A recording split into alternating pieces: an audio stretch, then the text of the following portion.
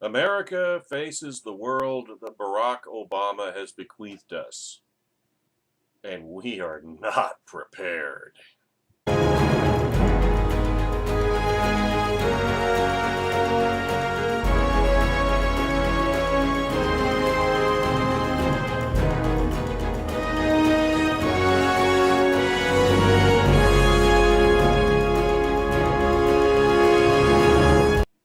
As it happens, Red State's Leon Wolf was in New York City on Saturday night when an explosion rocked Chelsea.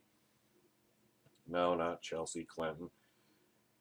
He was nowhere near the explosion. In fact, he was in Midtown, but he had no idea that an explosion had even occurred when he trudged his way back to his hotel at night and fell into his bed asleep. First indication he had that anything had gone wrong was when he woke up, turned on his phone, and had about 24 messages of varying kinds asking him if he was okay. Now, I'm sure millions of people across New York, and probably New Jersey and Connecticut to boot, woke up to similar messages on Sunday morning, as well as millions of people in Minnesota who had to assure loved ones that they were okay, nowhere near the mall where the stabbing occurred, and that everyone is fine. And then, of course, worse, there are the people who answered these messages with replies that no, everything is not okay. Someone you love has been injured, and we still don't know the final prognosis.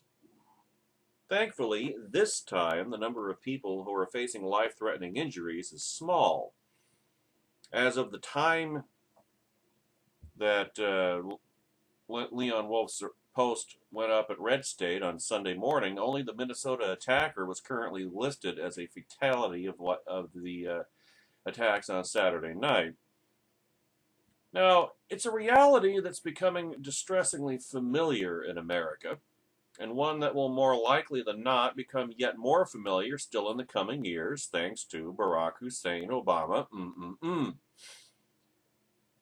Our reality is going to become the reality that many countries have faced for years. Regular, frantic calls to everyone you know in a given area just to make sure. Just to make sure that your loved ones are okay and we're not among the unlucky ones who were in the wrong place at the wrong time.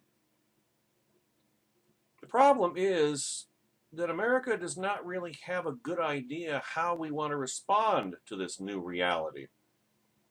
The evidence of that can be seen in the candidates America has chosen to direct their foreign policy. One of the choices has been an unmitigated disaster when she was in charge of the state commissariat. The other is worse, guided by a total ignorance of appropriate counter-terror measures, and also, by the way, possibly, definitely in the pocket of Vladimir Putin. Now, I don't really know that any of the candidates had a perfect plan to combat the rise of domestic terror. But I know that it should have been obvious that neither Trump nor Mrs. Clinton had an answer that was even decent. And we decided to nominate them anyway. We meaning you people. It wasn't neither was my idea, all right? Now, my feeling is that America will eventually come to their, well, that's Leon Wolf's feeling, I guess. I don't share this feeling. My feeling is that America will never come to its senses and understand that this struggle will entail in the long term. I mean, if the American people were capable of coming to their senses and understanding what this struggle will entail in the long term, they would not have elected and re-elected Barack Obama in the first place to make it exponentially worse. But right now, we are showing the world and our enemies that we have no idea how to effectively combat the global jihad or the willingness to do so at all. Now, as has often been the case in this campaign, Hillary Clinton's awfulness and the reasons why she doesn't belong in the White House are such common knowledge that, quite honestly, I don't feel any particular need to rehash them. We all know that she was a disaster as Secretary of State. We all know what she did as the agent of Barack Obama's foreign policy. We all know about Benghazi. We all know about her ties and allegiance to Vladimir Putin and the Russian Federation. We know all of this. We know the reset button fiasco. It's common knowledge, and anybody who doesn't know it probably isn't paying enough attention to even know that there's an election coming up on November 8th. That is why I focus so much on Trump. Because Trump is supposedly the great unknown. Nobody knows what he'll do. Actually, we do have a pretty good idea. It's called vetting, ladies and gentlemen. And judging by what Trump is saying since last Saturday's widely spaced jihadist attacks in the Big Apple and in Minnesota, basically he would combat terrorism by starting a war in Iraq. Now, I know you may be saying, well, that's a good thing, right? Well, for starters, we don't have the military resources to pull off or to reprise another Operation Iraqi Freedom. We just don't. Barack Obama's seen to that. But, and of course, you would think that Trump would already be aware of that. But let's dive into this, dig into this. Leon Wolf again at Red State. By all accounts, Donald Trump is becoming a more disciplined candidate on the trail. Well, until the other day. Mostly staying out of Hillary Clinton's way and letting America remember that they really can't stand her. Until he reverted to his usual self. But it's still tremendously clear that Trump really has no idea how he would even start to combat terrorism in America, short of imposing a police state. Trump's rambling, incoherent, and self-congratulatory experience on Fox and Friends yesterday morning exposed that he still really has no idea where he would even start combating terrorism. And when pressed for specifics, all he could come up with was a line that sounded suspiciously like, fight the terrorists over there so we don't have to fight them over here. It doesn't mean they're okay. So what do you mean by we have to get tough? Specifically, Donald Trump, what is the policy in Donald Trump's administration to getting tough? Well, first of all, we have to, these are sick people, okay? These are sick, evil people that want to destroy this country. And the way we coddle them and the way we're afraid to say anything and we're afraid to say what the problem is and who they are, and they don't want to say radical Islam. They don't want to talk about radical Islamic terrorism. Obama won't even say the words, neither will Hillary Clinton. But those are just words. What do you mean by getting tough? What do you mean by getting tough, though? Like we're going to have to hit them much harder over there, and we're going to have to find out. You know, our police are amazing. Our local police, they know who a lot of these people are. They're afraid to do anything about it because they don't want to be accused of profiling, and they don't want to be accused of all sorts of things. You know, in Israel, they profile. They've done an unbelievable job, as good as you can do. Sure. But Israel has done an unbelievable job, and they'll profile. They profile. They see somebody that's suspicious, they will profile.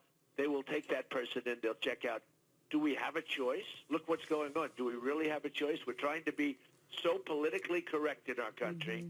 And this is only going to get worse. This isn't going to get better. And I've been talking to you guys for years, and I've been saying it.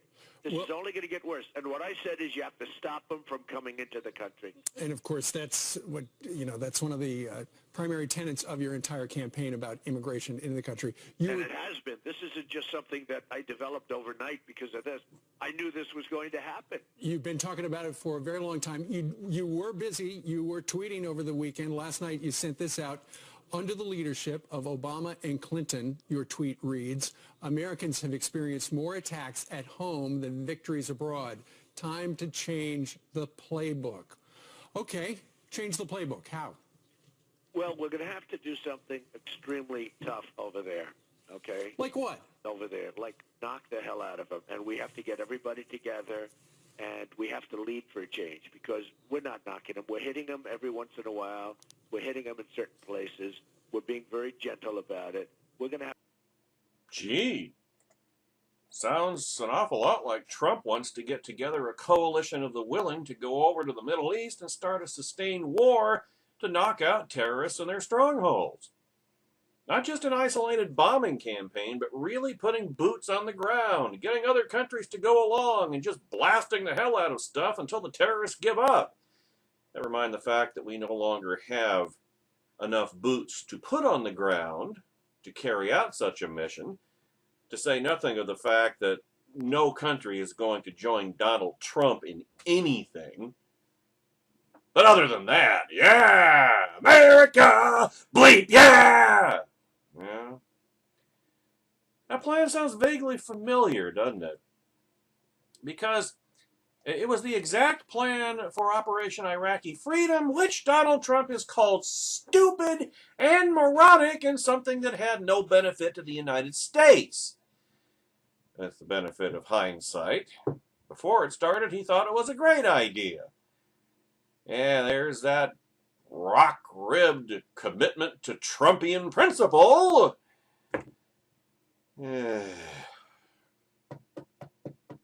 These are the ramblings of a man who does not have a coherent plan to actually deal with the future.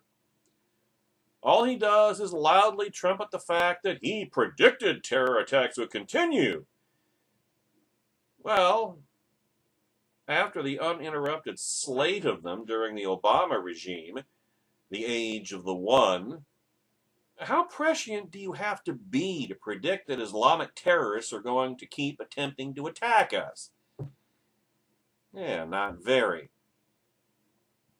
Meanwhile, the policy he proposes is exactly the policy that he has mocked after the fact.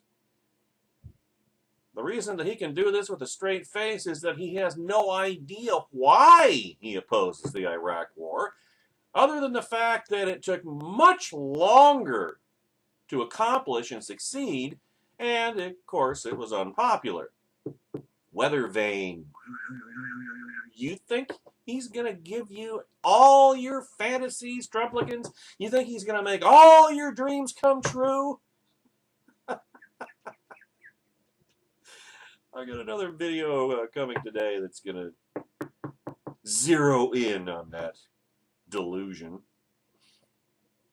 It is painfully obvious that Donald Trump does not have an informed opinion on the war that reaches any farther than these two facts, because if it did, he would not be proposing to do the exact same thing again. And he would also be aware that we no longer possess the military capability to do the exact same thing again. Now, if you pointed out to him that he was apparently contradicting himself, he would say something along the lines of, "Well, I would have done the Iraq War better," or something equally moronic. And if you pointed out that his stated position is that he opposed the Iraq War in principle before it even began, even though that position is an absolute lie, he's sticking to it, he would move on to something else entirely. Now, Trump might well win this election in spite of himself because his opponent is truly awful, although I don't think she's quite awful enough to make that happen. But if he does, don't be surprised if in 4 years we are all debating the Syrian war like we were the Iraq war in 2004, complete with the same daily media body count of American soldiers dying for an idea cooked up by a president who still doesn't understand the enemy he's facing.